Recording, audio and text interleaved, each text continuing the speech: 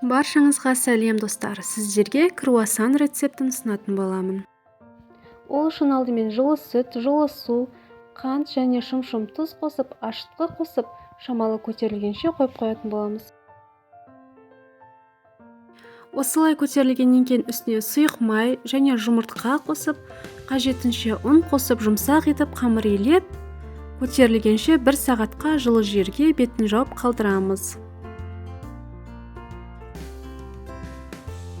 Ашыған қамырымызды 10 немесе 12 бөліктерге бөліп, барлығын видеода көрсетілгендей етіп, арасына еріген сары май жаға отырып, жайып, бір-бірінің үстіне қоямыз.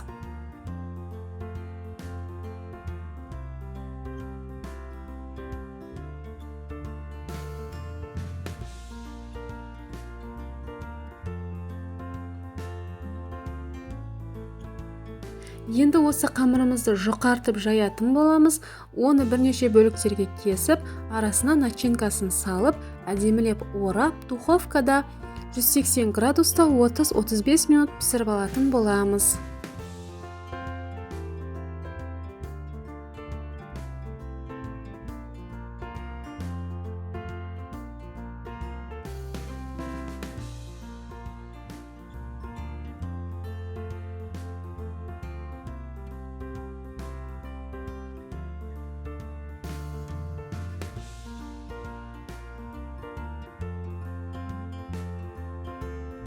Міне менің круассандарым дайын болды.